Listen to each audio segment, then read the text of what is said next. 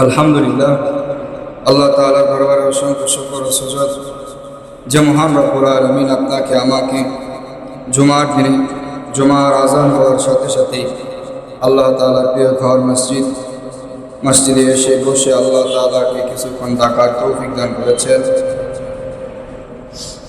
সেই জন্য সেই মহান রব্বুল আলামিনের দরবারে কালেমাতুশ শুকর আদায় করছি সকলে বলে আলহামদুলিল্লাহ। আরও শুকরিয়া আদায় করি সেই মহান রব্বুল আলামিনের দরবারে যে মহান রব্বুল আলামিন আপনাকে আমাকে নেক আমল করার তৌফিক দান করেছে। কথা বলেন ঠিক কিনা? এই যে আমরা মসজিদে আসলাম, এসে আল্লাহ তাআলাকে কিছুক্ষণ ডাকলাম, এতে আমাদের ফায়দা হয়েছে কি না? অবশ্যই অবশ্যই আমাদের ফায়দা হয়েছে। কি ফায়দা হয়েছে? এখানে বলা হয়েছিল জুমার আলোচনায় যে আল্লাহ তাআলার জিকির শব্দ কেউ যদি সুবহানাল্লাহ বা আলহামদুলিল্লাহ বা আল্লাহু আকবার শুধু একবার পড়ে, কয়বার? একবার পড়ে, তাহলে এই আসমান জমিনের ভিতরে যত ফাঁকা জায়গা আছে সমস্ত ফাঁকা জায়গা নেকি দ্বারা ভরপুর করে দেওয়া হয়। সুবহানাল্লাহ। তাহলে এই যে আমরা মসজিদে এসে আল্লাহ তাআলাকে কিছুক্ষণ ডাকার তৌফিক হয়েছে, এটা এই নিয়ামত কে দিয়েছেন? এই নিয়ামত একমাত্র আল্লাহ রাব্বুল আলামিন আপনাকে আমাকে দিয়েছেন। এমন অনেক মানুষ আছে এখনো বাড়িতে বসে আছে, এখনো দোকানে বসে আছে, এখনো রাস্তাঘাটে চলাফেরা করতেছে, এখনো তাদের এই সৌভাগ্য হয় নাই যে মসজিদে এসে আল্লাহ তাআলার ঘরে বসে আল্লাহ তাআলার নাম ধরে কিছুক্ষণ ডাকার তৌফিক আল্লাহ তাআলা তাদেরকে দেয় না। এই তৌফিক সবাইকে আল্লাহ রাব্বুল আলামিন দেয় না। এই তৌফিক তারাই লাভবান, তারাই পায় যারা আল্লাহ রাব্বুল আলামিনের খাঁটি বান্দা এবং আল্লাহ তাআলা যাদেরকে পছন্দ করে। কথা বলেন ঠিক কিনা?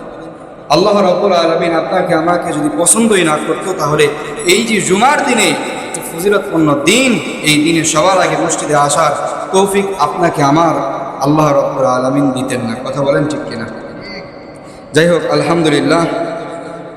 মুহতারাম হাজিরিন, আপনাদের সামনে কোরআনুল কারীম থেকে সূরা ফাতিরের 6 নম্বর আয়াত তেলাওয়াত করা হয়েছে। আল্লাহ রাব্বুল আলামিন এই আয়াতের ভিতরে বলেন যে ইন্নাশ শাইতানা লাকুম আদুউন ফাত্তাখিযুহু আদুওয়া।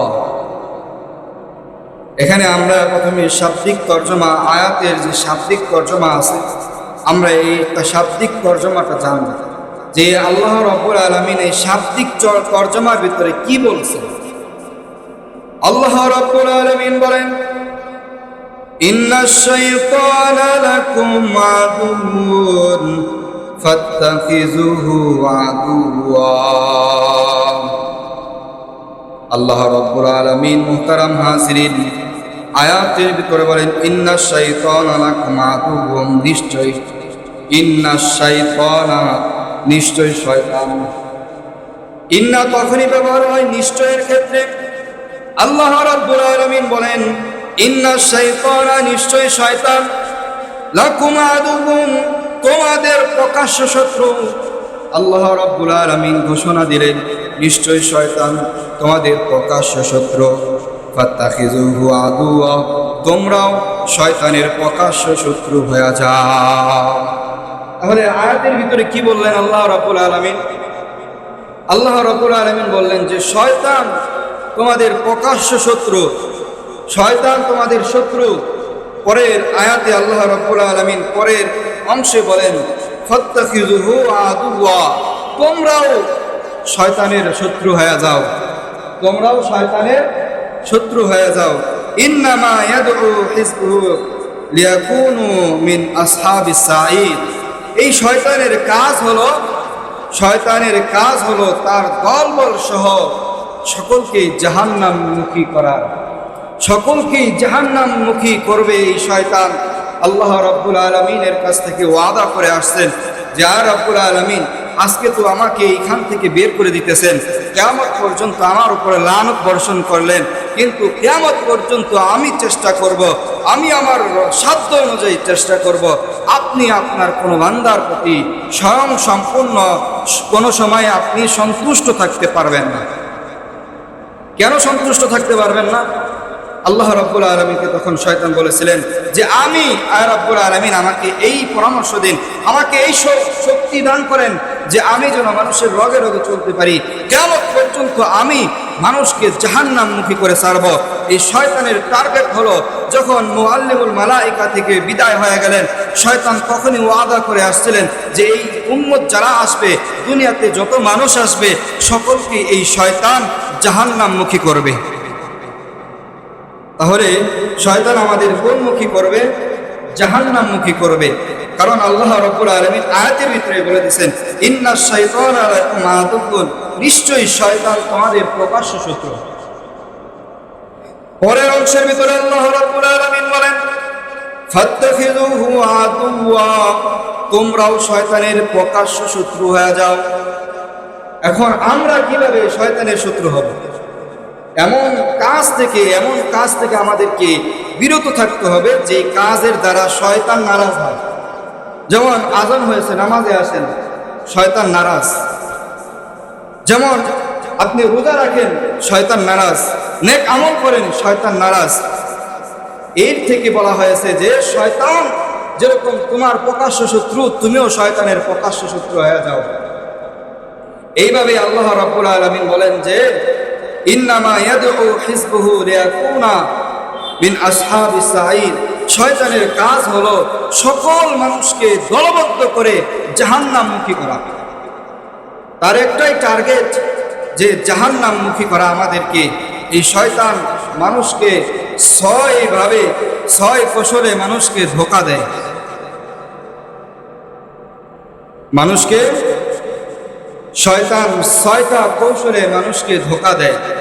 1 নাম্বার কৌশল হলো যে শয়তান আপনাকে শিরিক করাবে। এই শয়তান আপনাকে 1 নম্বরের আপনাকে এই শয়তান বিদআত করাবে। 1 নম্বরের এই শয়তান আপনাকে কুফর করাবে। কিভাবে আপনাকে শিরিক করাবে? আমি আর আপনি তো মুসলমান হয়েছি, মুখে কালেমা পড়েছি, লা ইলাহা ইল্লাল্লাহ মুহাম্মাদুর রাসূলুল্লাহ পড়েছি। আল্লাহ তাআলা বলেন যে কুফর যারা কুফরি কাফের তাদেরকে বলা হয় যারা রাসূলুল্লাহ সাল্লাল্লাহু আলাইহি ওয়াসাল্লামের উপরে কিতাব নাযিল হয়েছে এটাও অস্বীকার করেছে। কিন্তু মুশরিক বলা হয় ওই সমস্ত লোকদেরকে যারা আল্লাহ রাব্বুল আলামিনের উপর, আল্লাহ তাআলার উপর ঈমান আনয়ন করেছে, তারপর তার সাথে শরীক করেছে। এখন আপনি আর আমি ভাবতে পারি আমি তো শিরিক করি না, আমি তো আল্লাহ তাআলার সাথে কাউকে শিরিক করি না, কাউকে অংশীদার বানাই না। আপনি মুখে বলতে পারেন, কিন্তু আপনার কাজ কর্মের ভিতরে এমন আমল আছে যে আমলের কারণে আপনার দিক থেকে শিরকের গুনাহ হইতেছে। আল্লাহ রাব্বুল আলামিন কিয়ামতের ময়দানে সমস্ত বান্দাদেরকে একদিন না একদিন জাহান্নামের আগুন থেকে পোড়ায়া যে ব্যক্তি কালেমা পড়েছে তাকে একদিন না একদিন আল্লাহ রাব্বুল আলামিন জান্নাতে দাখিল করাবেন। কিন্তু ওই ব্যক্তিকে দাখিল করাবে না যে ব্যক্তি আল্লাহ তাআলার সাথে কাউকে শরীক করে। আল্লাহ তাআলার সাথে কেউ যদি আল্লাহ তাআলার সাথে শরীক করে যে আল্লাহ তাআলার সাথে আরেকজন আছে, তাহলে সে প্রকাশ্য শত্রু হয়ে গেল আল্লাহ রাব্বুল আলামিনের। আল্লাহ নবী সাল্লাল্লাহু আলাইহি ওয়াসাল্লাম বলেন, কোন ব্যক্তি যদি দুনিয়াতে জিনা করার পর ওই ব্যক্তি তওবা করে নাই, কিন্তু তার মরণ হয়ে গেছে, তখন আল্লাহ নবী সাল্লাল্লাহু আলাইহি ওয়াসাল্লাম বলেন কিয়ামতের ময়দানে আল্লাহ রাব্বুল আলামিন চাইলে এই বান্দাকে আল্লাহ তাআলা মাফ করে দিয়া জান্নাত দিতে পারেন। সুবহানাল্লাহ। আল্লাহ তাআলা চাইলে এই ব্যক্তিকে মাফ করে দিয়া জান্নাত দিতে পারেন। অপর দিক দিয়ে আল্লাহ নবী এই হাদিসের সাথে বলেন যে ওই ব্যক্তিকে মাফ করা হবে না যে ব্যক্তি আল্লাহ তাআলার সাথে অংশীদার বানায়, যে ব্যক্তি আল্লাহ তাআলার সাথে অন্য কোনো কাউকে শরীক করলো, তাকে আল্লাহ রাব্বুল আলামিন কোনোদিন ক্ষমা করবে না। আল্লাহ তাআলা কয়জন? তাহলে আল্লাহ তাআলা কয়জন? আল্লাহ তাআলা একজন, এক ও অদ্বিতীয় আল্লাহ রাব্বুল আলামিন বলেন, কুল হুয়াল্লাহু আহাদ আল্লাহুস সামাদ লাম ইয়ালিদ ওয়া লাম ইউলাদ ওয়া লাম ইয়াকুল লাহু কুফুয়ান আহাদ। আল্লাহ তাআলা বলেন, কুল হে নবী আপনি বলে দিন, আল্লাহু আহাদ, আল্লাহ তাআলা এক ও অদ্বিতীয়, তার কোনো শরীক নাই। আল্লাহুস সামাদ লাম ইয়ালিদ ওয়া লাম ইউলাদ ওয়া লাম ইয়াকুল লাহু কুফুয়ান আহাদ। আল্লাহ তাআলাকে কেউ জন্ম দেয় নাই, আল্লাহ তাআলা কাছ থেকে জন্ম নেন নাই, আল্লাহ তাআলার কোনো সন্তান আদি নাই, আল্লাহ তাআলার বিবি নাই, স্ত্রী নাই। আল্লাহ তাআলা এক ও অদ্বিতীয়। এই ঘোষণা যে ব্যক্তি দিবে, যেই ব্যক্তি দিয়া আল্লাহ তাআলা বলেন যে এই ব্যক্তিকে আল্লাহ রাব্বুল আলামিন কিয়ামতের ময়দানে মাফ কইরা দিয়া সর্বশেষ ব্যক্তিকে আল্লাহ রাব্বুল আলামিন জান্নাতে দাখিল করে দিবে। এই শিরক আমাদের সমাজে অহরহ চলতেছে। আমি আর আপনি কিন্তু শিরক করতেছি না, কিন্তু শয়তানের কৌশল, শয়তান আপনাকে আমাকে দিয়া শিরকের গুনাহ করাইতেছে। শয়তান এটা ভালো করে জানেন যে যদি শিরকের গুনাহ করে তাহলে তার সমস্ত আমল বাতিল। যদি শিরকের গুনাহ করা যায় সমস্ত আমল বাতিল হয়ে যাবে। কিভাবে শিরকের গুনাহ করে আমরা কোথাও বের হইতেছি, আমাদের পাপ কোনো কিছুর সাথে আমরা যাকে বলা হয় পুষ্টা খাই, পুষ্টা খাওয়ার পরে আমরা বলি না সামনে বিপদ আছে, এখন যাওয়া যাবে না, একটু কিছুক্ষণ বসে তারপরে যাই। এই যে আপনার মুখ দিয়ে একটা কথা বের হলো, এটাও শিরক। আপনি আশ্রইতেছেন, আশ্রানোর পর আপনার কাছ থেকে যেটা পড়ে গেল, পড়ে যাওয়ার পর অনেকে বলে যে বাড়িতে মেহমান আসবে। এই যে আপনি একটা কথা বললেন, এটাও একটা শিরক, আপনি শিরকের গুনাহ করলেন। এইভাবে করে আপনার দিক থেকে শত শত শত শত শিরকের গুনাহ হয়ে যাইতেছে। শয়তানের টার্গেট হলো যে বান্দারে যদি শিরকের গুনাহ করানো যায় তাহলে এই বান্দা শিরকের গুনাহ করার কারণে তার জীবনের সমস্ত আমল বাতিল। সে যত যাই করুক না কেন তার আমল কবুল হইবে না। আপনি যাই করেন না কেন, যদি শিরক করেন তাহলে আপনার সমস্ত আমল বাতিল। আমরা আরো সমাজের ভিতরে কিভাবে শিরক করি, যারা কাফের মুশরিক বেঈমান তারা তো লাত উজ্জার ইবাদত করে, লাত উজ্জার পূজা করে, তা তাদের ব্যক্তিগত ধর্ম।